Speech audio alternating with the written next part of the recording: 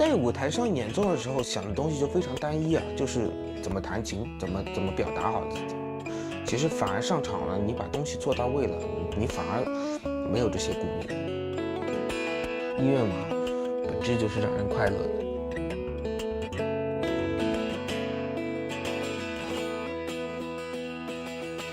一个人可以在经历心理崩溃之后重新站起来，他可以走更远，但是他要先站起来。